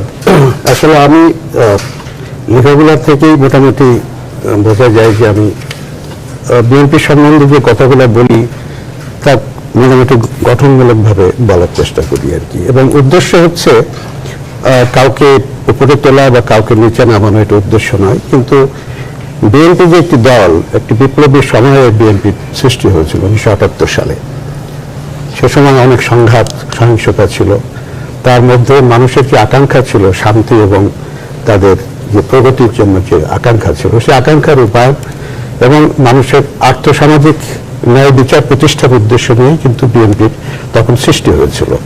এবং প্রেসিডেন্ট জিয়াউর রহমান এই বিএনপিকে সৃষ্টি করেছিলেন একটি উদ্দেশ্য নিয়ে, সেটা হচ্ছে উনি তো এসেছিলেন সামরিক শাসন নিয়ে, কিন্তু সেই সামরিক শাসনকে জনগণের শাসনে রূপান্তরিত করার উদ্দেশ্য নিয়েই কিন্তু বিএনপিকে প্রতিষ্ঠা করা হয়। এবং বিএনপি ছিল একটি জনগণের সম্পদ, এটা সেভাবেই উনি সৃষ্টি করেছিলেন, যে কারণে তার মৃত্যুর পরে জাস্টিস সাত্তার প্রেসিডেন্ট হয়েছিলেন। বিএনপি এমন একটি দল, যে দল থেকে দুইবার আমরা নির্বাচিত, জনগণের সরাসরি নির্বাচনে রাষ্ট্রপতি নির্বাচিত হয়েছি এবং 4 বার প্রধানমন্ত্রী পেয়েছি। 1050 জন সংসদ সদস্য ওই বিএনপির থেকে এসেছে 1979 সাল থেকে। অনেক মন্ত্রী, প্রতিমন্ত্রী, অনেক মেয়র, সিটি মেয়র, এমনি আমাদের উপজেলার চেয়ারম্যান, তারপরে এই যে ইউনিয়ন পরিষদের চেয়ারম্যান, এইভাবে অসংখ্য আমাদের নির্বাচিত প্রতিনিধি তখন থেকে এসেছেন। অতএব সেই কারণেই কিন্তু আমরা কখনো আমাদের যে বিএনপির কমিটি, এটার দিকে কিন্তু কেউ কখনো নজর দেয়নি, কারণ এটা তখন ততখানি তাৎপর্য ছিল না। কারণ আমরা সবাই ব্যস্ত থাকতাম নির্বাচন নিয়ে, প্রত্যেকে কে কি হবে, কে সংসদে যাবে, কে ইয়ে করবে। এখন বিএনপির যে অবস্থা এসেছে, তাতে বিএনপির এই জায়গাগুলো সব শূন্য। নির্বাচিত হওয়ার যে জায়গাগুলো, সেগুলো শূন্য। এতদিনের যে অর্জন, সে অর্জন কিন্তু এখন অবশিষ্ট কিছু নেই। এখন শুধু আমাদের থলিতে একটি জিনিস আছে, তার নাম হলো বিএনপি সংগঠন, একটি কাউন্সিল এবং একটি কমিটি। এছাড়া কিন্তু আমাদের এখন সামনে আর কিচ্ছু নেই। আমাদের কিছুদিন আগে যে নির্বাচনটি হয়ে গেল ইউনিয়ন পরিষদ, সেখানে আমাদের ভরাডুবি হয়েছে এবং অন্যান্য সব জায়গাতে হয়ে আজকে সবার দৃষ্টি এখন শুধু এই কাউন্সিলের দিকে এবং এই থলিটার দিকে সবার নজর, এবং তার দায়িত্ব দেওয়া হয়েছে মোহাম্মদ শাহজাহানকে। তার বাড়িতে এখন সবাই উপস্থিত। অতএব এই হচ্ছে বর্তমান কমিটি এবং বর্তমান কমিটির অবস্থা। আমরা জানি না বিএনপির যেখানে 300টি আসনে আমরা 2001 সালে 196 জন আমরা নির্বাচিত হয়ে এসেছিলাম, মাত্র 4 জন হলে 2/3 হতাম আর কি। সেই দলটিতে শুধুমাত্র একজন ব্যক্তিকে দিয়ে কি করে সারা দেশের সংগঠন সমন্বিত হবে আমরা জানি না। তো এখন আমার কথাটা এই জন্য বললাম যে আমরা কিন্তু একটা বিরান ভূমিতে এখন বিচরণ করছি দলীয়ভাবে। কারণ আমাদের তো কোথাও কোনো স্থান নেই, আমাদের সংসদে একজনও নেই, আমাদের সিটি মেয়র তারা কেউ তাদের অবস্থানে নেই, তারপরে আমাদের যে উপজেলা চেয়ারম্যান তারাও কিন্তু খুব একটা কাজ করতে পারছে না কেউ। এবং যেটা আমাদের ইউনিয়ন পরিষদ নির্বাচন হলো, সেই নির্বাচনে আমরা একবারে ভরাডুবি হয়েছে। সেটা হয়েছে একটি কারণে, না, সেই নির্বাচন নিয়ে প্রশ্ন রয়েছে। সেই নির্বাচন হয়েছে আমাদেরও দোষ আছে, আমরা সঠিক মানুষকে আমরা মনোনয়ন দিই এবং মাঠ পর্যায়ে আমরা তাদের পরিচালনা আপনারা বেচাকেনা করেছেন। আমি বিএনপি চেয়ারপারসন উপদেষ্টা এখানে উপস্থিত রয়েছেন, আমি তেমন একটি দলের আপনি চেয়ারম্যানের সম্মানিত উপদেষ্টা হয়েছেন, যে দলটি সম্পর্কে সাবেক একজন সাংসদ বলছিলেন, আপনার পর্যবেক্ষণ জানতে চাই। সবাইকে আন্তরিক ধন্যবাদ। বিএনপির 38তম প্রতিষ্ঠা বার্ষিকী আগামী 1 সেপ্টেম্বর। সবাইকে আন্তরিক শুভেচ্ছা, মোবারকবাদ। আমি প্রথমে আমার অত্যন্ত প্রিয় ভাজন, গণমাধ্যমের অত্যন্ত সুপরিচিত ব্যক্তি কাজী সিরাজ ভাই প্রথমে বলেছে, এত বড় দল, এত বড় কমিটি, কিছু তো ক্ষোভ বিক্ষোভ থাকবে। কিন্তু ওনার যে মন্তব্য, ওনার যে লেখা, সব লেখাগুলো আমি পড়ি ব্যক্তিগতভাবে। উনি গণমাধ্যমের একজন খুবই সুপরিচিত ব্যক্তিত্ব। বাংলাদেশে গণমাধ্যম বলেন, বুদ্ধিজীবী বলেন, রিটায়ার্ড সরকারি কর্মকর্তা বলেন, কবি সাহিত্যিক বলেন, শিল্পী বলেন, সকল পর্যায়ের কোনো না কোনো দলের সাথে তাদের একটা সম্পৃক্ততা আছে। আমি আমার ক্ষুদ্র অভিজ্ঞতা আলোকে, আমি দীর্ঘদিন পার্লামেন্টে ছিলাম। এই কথাটা বলার কারণ ওনার কথার উত্তর দেওয়ার জন্য। সিরাজ ভাই লেখেন, সাংবাদিকতা করেছেন, এখন কলামিস্ট, ভালো লেখেন। উনি বলেছেন, এত বড় দল, কিছু কিছু ক্ষোভ তো থাকবেই। যদি দায়িত্ব ওনাকে দেওয়া হয়েছে নেত্রীকে কাউন্সিলের মাধ্যমে, কাউন্সিলটা হয়েছে 19 মার্চ 3 মাস দেরি হয়েছে, 6 আগস্ট কমিটি দিয়েছে। আমি মনে করি আমার ব্যক্তিগত অভিমত হলো, যদি বেগম খালেদা জিয়াকে কাউন্সিলের আমাদের নেত্রীকে যে দায়িত্ব দেওয়া হয়েছে, যদি বিএনপি কার্যকরী কমিটিতে 5 লক্ষ লোক সদস্য বিশিষ্ট হতেন, তাও বেগম খালেদা জিয়া লোক নির্বাচিত করতে ভুল করবেন আমি এটা বিশ্বাস করি না। কারণ এরশাদ বিরোধী আন্দোলন থেকে এই নেত্রীর, এই নেতার প্রধানমন্ত্রী হওয়া পর্যন্ত, বিরোধী দলের নেত্রী থেকে প্রধানমন্ত্রী হওয়া পর্যন্ত তার সাথে কাজ করে আমার সৌভাগ্য হয়েছে। আমি দেখেছি, অত্যন্ত কাছে থেকে ওনাকে দেখেছি সংসদে থাকার সময় 2008 সালে। কিন্তু আমি দেখেছি ওনার উৎসাহ উদ্দীপনা দলকে সংগঠিত করার জন্য, বা কমিটির ব্যাপারে বলেন, জেলার কমিটির ব্যাপারে বলেন, সব কিছুতে। কিন্তু আজকে আমি ইতিহাসের দিকে যেতে চাই না, গত এই মাসের 6 তারিখে যে কমিটি ঘোষণা করেছেন, সেই কমিটিতে আমি এই জন্য বলেছি যে 502 না 5 লক্ষ দিলে উনি ভুল করতেন না। এত বড় দল, এত কম সংখ্যক পদবি দিয়ে, সদস্য দিয়ে বিক্ষোভ থাকবে, সেটা সংশোধন করার দায়িত্ব আমার নেত্রীর আছে। কিন্তু এতে আমি ব্যক্তিগতভাবে আমার নেত্রী যা করেছে আমি খুশি, উনিও খুশি, আমার ব্যক্তিগত অভিমান। কিন্তু আমার একটা ক্ষুদ্র বক্তব্য এখানে আছে, যে 500-200 বিশিষ্ট কমিটিটা উনি করেছেন। আমি কাজীদের লেখালেখিতে আজকেও দেখেছি, এটা তো সবচেয়ে বড় কমিটি যাবৎকালে, কেন্দ্রীয় নির্বাহী কমিটি। এটা আগেই বলেছি, এটা কি সবচেয়ে বড় কমিটি কিনা? অবশ্যই। তার মানে এখন আপনাদের জনসম্পৃক্ত, সম্পৃক্ত, তারা এলাকাতে তাদের কাজ করছে, তাদের জন্য যে উপদেষ্টা, ওই উপদেষ্টা থেকে কি কাজ করবেন ওনারা?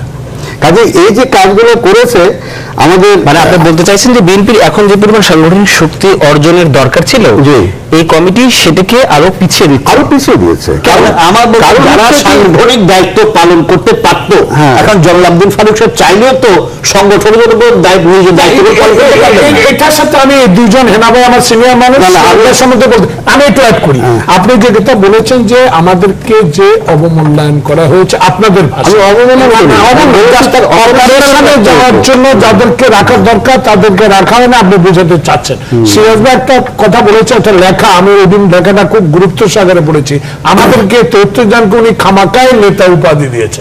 আমার প্রশ্ন হলো, আমি বেগম জিয়াকে ধন্যবাদ জানাই, আমার নেত্রীকে ধন্যবাদ জানাই যে আমাদের 73 জনকে এই মুহূর্তে উপদেষ্টা করেছে, যে উপদেশ দিয়ে দলকে 502 জনকে রাস্তায় নামিয়ে সারা বাংলাদেশে দলকে সংগঠিত করে এই ক্ষমতাসীন দলের অত্যাচার নিপীড়ন থেকে বাঁচাবার জন্য আমরা ওনাকে উপদেশ দেব, 502 জনকে উপদেশ দেব, দলকে আরো চাঙ্গা করে তুলব।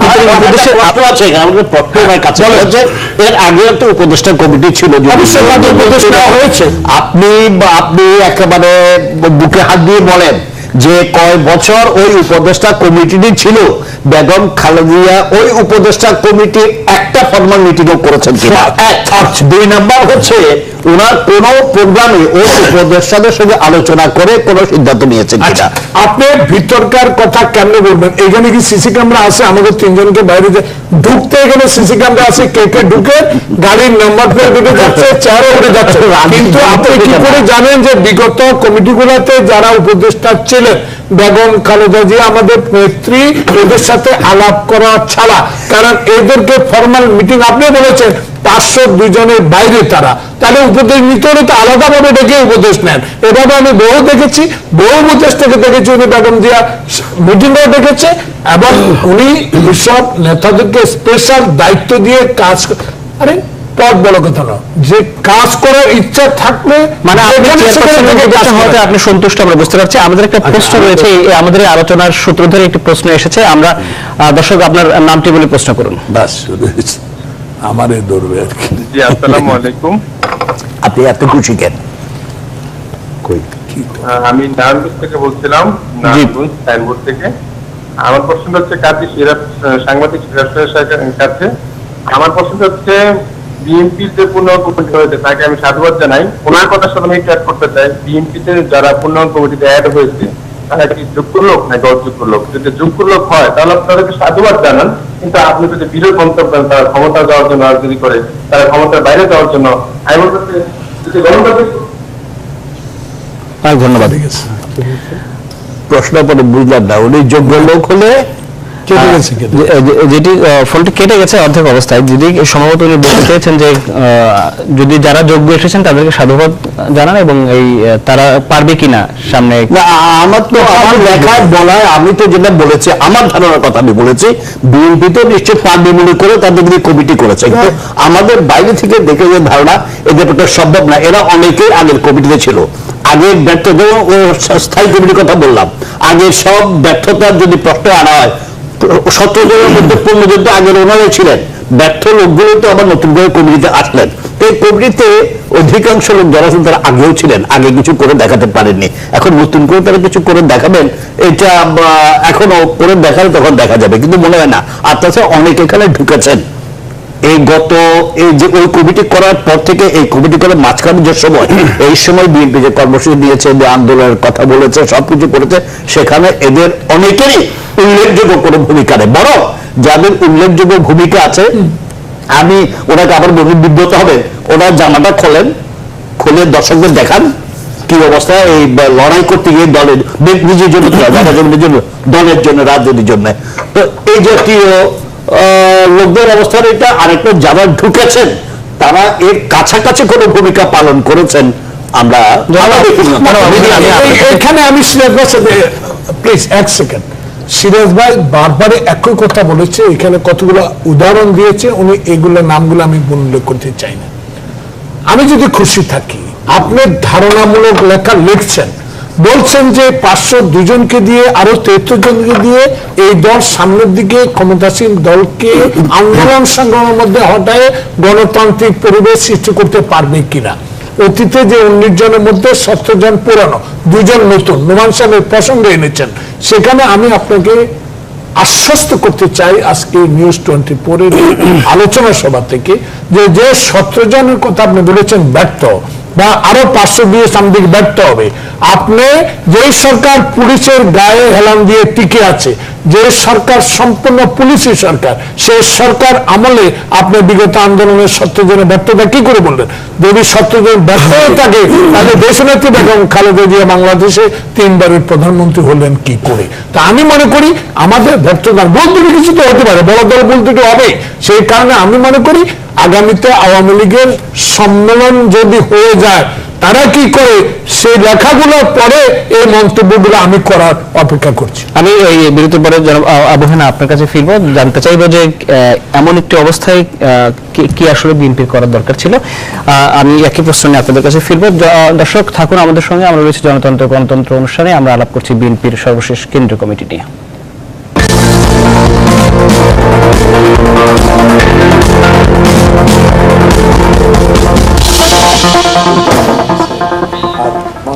দর্শক আবারও স্বাগত আমাদের জনতন্ত্র গণতন্ত্র অনুষ্ঠানে। আমরা আলাপ করছিলাম বিএনপির সর্বশেষ ঘোষিত কেন্দ্রীয় কমিটি নিয়ে। আমাদের সাথে রয়েছেন 3 জন অতিথি, বিএনপি চেয়ারপারসনের উপদেষ্টা জয়নাল আবেদীন ফারুক, সাবেক সাংসদ আবু হেনা এবং সিনিয়র সাংবাদিক কাজী সিরাজ। জনাব আবু হেনা, আপনার কাছে আমি যেতে চাই যে আলোচনা আমরা করছি তাতে বোঝা যায় যে দলটির অবস্থা, সাংগঠনিক অবস্থা ভালো নয় মাঠ পর্যায়ে। আপনি একজন সম্মানিত সদস্য ছিলেন, আমাদের প্রিয় মানুষ, ওনাকে বলতে হবে। উনি যেগুলো বলছেন, যেমন সরকারের একজন মন্ত্রীকে যদি আপনি এনে বসিয়ে সরকার সম্পর্কে কিছু কথাবার্তা বলেন, উনি তো সরকারের যদি সমালোচনার যোগ্য কোনো কথা হয় সেটা করতে পারবেন না, সম্ভব না তার পক্ষে। তোরা তখন যাদেরকে রাখা হয়েছে উদ্দেশ্য করে বলেছেন, এদের রাজনৈতিক ক্যারিয়ার এমন উজ্জ্বল নয় যে তাদেরকে যে পজিশন দেওয়া হয়েছে সেই পজিশন রাখতে হবে। কিন্তু যারা করেছেন এদেরকে এগুলো ম্যানিপুলেট করে এগুলো করা হয় কমিটির। এখন এই যে বিএনপির মতো দলে এখানে কোনো আওয়ামী লীগও হয় তা না, এই যে পদবি কেনা বেচা, যাদেরকে দায়িত্ব দেয় এগুলো করার জন্য। আর আমি যেটা মূলত প্রথম বলতে চেয়েছিলাম, বিএনপির কমিটি থেকে প্রত্যাশা হচ্ছে, বিএনপি যেটা বলেছিল আমরা এই কিছুদিন ধরে যে কাজগুলো করতে পারি নাই, ব্যর্থ হয়েছে, এখন আমরা একটা কমিটি করব, এই কমিটি দিয়ে আমরা সরকার পতনে, সরকার হটিয়ে নিজেরা ক্ষমতা যাওয়ার যে আন্দোলনগুলো সেগুলো সফল হবো। কিন্তু এই যে নেতৃত্ব, এই নেতৃত্ব দিয়ে মানে হতাশ হয়েছে এই কারণে।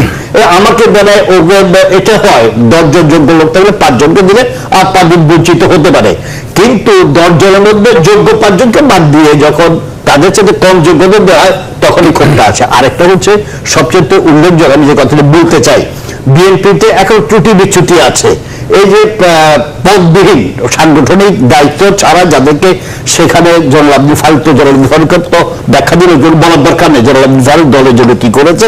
অতি সম্প্রতি যখন সংসদীয় দলীয় চিফ হুইপ ছিলেন, কি অত্যাচার জুলুম সহ্য করে দলের পতাকা উপরে তুলে ধরে রেখেছিলেন। এখন তাকে যেটা করা হয়েছে ওসি থেকে কনস্টেবল বানিয়ে দেওয়ার মতো, মানে ওসিকে কনস্টেবল বানালে তার পজিশনে যেটা হয় উনি স্বীকার করবে না, কিন্তু আমি জানি উনি এটা বলতে পারেন না, বলতে পারছেন না, এটা ওনার যোগ্য স্থান না। তার উনি জায়গা ছিল আমানুল আমান, টুটু বিচু থাকতে পারে, মিজানুর রহমান মিনু, তারপরে রুবি, এরকম অনেক, আমি 19 জনের নাম বলেছি। এই যে উপদেষ্টা কমিটিতে রেখে দেওয়া হয়েছে, সারা দেশে এতে এদের একটা রাজনৈতিক ইমেজ আছে। বিএনপিকে 90 সালে ক্ষমতায় আনার, বেগম খালেদা জিয়াকে প্রধানমন্ত্রী বানানোর পেছনে যাদের যথেষ্ট অবদান রয়েছে, সেই লোকগুলোকে এখন পদবিহীন একটা জায়গায় ডাম্পিং করে রেখে দেওয়া হয়েছে। এটা যদি করা হতো, যদি এদেরকে দায়িত্ব দিয়ে আপনি লড়াকু কমিটি করবেন লড়াই করার জন্য, সেটা হয় নাই, মানে সুবিচার কারণে। আর একটা এই যে 500 লক্ষ লোকের কমিটি করেছেন, চীনের কমিউনিস্ট পার্টির খবর আমরা জানি, চীনের জনসংখ্যা আমরা জানি, চীনের কমিউনিস্ট পার্টির প্রাইমারি সদস্যের সংখ্যাও জানি, কিন্তু চীনের কমিউনিস্ট পার্টির যে কার্যনির্বাহী কমিটি সেখানে 131, আমার জানা মতো 131, তো সেখানে তো 1 কোটি সদস্য করার কথা, কিন্তু হচ্ছে না। যখন আপনি বাড়ান তখন তো প্রত্যাশা পাবেন, যদি জানতেন লোকজন 101 জনের কমিটি হবে, তাইলে হাজার হাজার লোক আমি কমিটিতে যাব, এই প্রত্যাশাটা করতো না। আপনি যখন করেছেন তাহলে আমার কেন করবেন না, সে বলতেই পারে। চমৎকার। একটু নিজের আবার ডিফেন্স না দিলে প্রবলেম। আমি এখানে আমার কোনো জ্ঞান গাওয়ার জন্য আসিনি। আমি বলছি ওসি থেকে কনস্টেবল করে দিয়েছেন, কনস্টেবল থেকে দেশে ওসি হওয়া যায়, এটা কোনো ব্যাপার না। কিন্তু আপনি এই কমিটি দেখেন যারা উপদেষ্টা ছিল অনেকে ভাইস প্রেসিডেন্ট রয়েছে, ওই ক্যান সি আমরা ইনশাআল্লাহ ভাইস প্রেসিডেন্ট হবো, এটা কিন্তু কোনো আমার খোঁজ নাই। জনাব আবহান, আপনি কি জন্য বলছেন? না, আমার কথা হচ্ছে যে আমি প্রথমেই যেটা বলেছিলাম সেটা হচ্ছে যে বিএনপি কোন কমিটি এবং কমিটির ভিতরে কতজন কে আসবেন এর জন্য বিএনপি তৈরি হয়নি। বিএনপির একটা এজেন্ডা 19 দফা ছিল জিয়াউর রহমানের সময়। আমাদের আর্থসামাজিক একটা দায়িত্ব তখন থেকে আমাদের আছে এবং সেই দায়িত্ব আমরা পালন করে এসেছি, এবং সেটা করে এসেছি নির্বাচিত জনগণের মাধ্যমে, নির্বাচিত প্রতিনিধির মাধ্যমে। আমরা যদি সংসদে না যেতে পারি তাহলে এত বড় একটি থলে নিয়ে বসে থাকা আমার কোনো কারণ নেই। আমি এই কমিটি করে একটা থলে নিয়ে বসে থাকবো, আর এই থলের ভিতরে সবাইকে ঢুকাবো, আজকে পারেন না কালকে এই থলের ভিতরে আপনি ঢুকবেন, ওই উদ্দেশ্যে বিএনপি তৈরি হয়নি। বিএনপি তৈরি হয়েছে একটা এজেন্ডা নিয়ে, এই দেশে একটি দায়িত্ব তাদের একটা পালন করতে হবে। আমি যতক্ষণ পর্যন্ত আমি সরকারে না যেতে পারছি বা আমি সংসদে অপোজিশনে না থাকতে পারছি, ততক্ষণ পর্যন্ত আমি কোনো রাষ্ট্রীয় দায়িত্ব পালন করতে পারছি না। আমি সেটা আজ 10 বছর আমি সেটা করতে পারছি না। সেই দায়িত্ব আমার পক্ষে, আমি 2008 সালে যেটা হয়েছিল এটা কিছুই না, 28 জন 30 জন এমপি দিয়ে আমরা কিছুই করতে পারিনি 10% দিয়ে। কাজেই আমাদেরকে সেই জায়গায় যেতে হবে যেখান থেকে আমরা আমাদের রাষ্ট্রীয় দায়িত্ব পালন করতে পারবো। আজকে কি বলছেন, একজন আমাদের বন্ধু আমাদের সঙ্গে এমপি ছিলেন মোহাম্মদ শাহজাহানকে দায়িত্ব দেওয়া হয়েছে, তিনি বলছেন যে আপনারা চিন্তা করবেন না, এই থলের ভিতরে আপনারাও আসতে পারবেন ভবিষ্যতে। ওই থলের ভিতরে যাওয়ার জন্য কিন্তু কারো উদ্দেশ্য নয়, প্রত্যেকের উদ্দেশ্য তারা নির্বাচিত হবে বিভিন্ন পর্যায়ে এবং তারা নিজেদের দায়িত্ব পালন করবে। আজকে বিএনপির একটি জায়গাতে আমি একটা বাকি যোগ করে প্রসঙ্গ, সেটা হচ্ছে খালি সবাই কমিটি যাওয়ার চিন্তা করে না, অনেকে চিন্তা করে না আমার দল যে কমিটি করবে, আমার দল নির্বাচন করে ক্ষমতা যাবে, সে এটাই চায়, তার ইচ্ছেও নাই, এটা সে চায় দল ওই জায়গায় যাক, কারণ দল ক্ষমতায় গেলে তার বেনিফিট সে পাবে। এবং সেই জন্য প্রত্যেকটা আমাদের নেতা কর্মী তারা দলকে ক্ষমতায় নিয়ে যাওয়ার জন্য কাজ করে। আজকে আমাদের মাঠ পর্যায়ে কোনো কাজ নেই। মাঠ পর্যায়ে আজকে যারা ঢাকাতে বসে কমিটি তৈরি করেছে তারা কোনোদিন করে সেই বাগমারা মোহনপুর এলাকার সংসদ সদস্য ছিলেন এবং এমন একটি সময় ছিলেন যে যখন মানে আমরা জমি তৎপরতার কথা শুনেছি, সেই সূত্র ধরে সম্ভবত আপনার সাথে হতে শুরু করে। আমি জানতে চাই যে যে এমন কমিটি করা হলো যেখানে অনেককেই আমরা দেখছি যে ইউনিয়ন, থানা, জেলা, কেন্দ্র, বিভাগ কোথাও ছিলেন না, কেন্দ্রে এবার ঢুকে গেলেন। তো এটা তো আপনারই দল। আমি এই জন্য আপনাকে বলছি, এই জন্য বলছি যে কতগুলো ক্রাইটেরিয়া থাকতে হবে। তেমন যে আমাদের জয়নুল আবেদিন ফারুক সাহেব সম্বন্ধে কথা বলে আমি লিখেছি ওটার সম্বন্ধে, যে তার মতো এরকম একজন নিবেদিত নেতাকে, মানে উপদেষ্টা হিসেবে নিয়ে যাওয়া উচিত হয়নি। কারণ হচ্ছে কি, আমি আপনাকে উদাহরণ দিই, আর্মির ভিতরে একটা থেকে অপারেশনাল, অন্যগুলো থেকে তাদের সহায়তা করার জন্য। আপনি এখানে উনি হচ্ছেন অপারেশনাল, ওনাকে নিয়ে যে আপনি সহায়তার ভিতরে ঢোকাই দিচ্ছেন। এরকম ওই যে শেয়ার যেটা করেছেন, যে ওই যে কতজন নাম বললেন আপনি, তাদেরকে নিয়ে যে তারা কিন্তু অপারেশনাল, তারা এমপি ছিল, তারা ডাইরেক্ট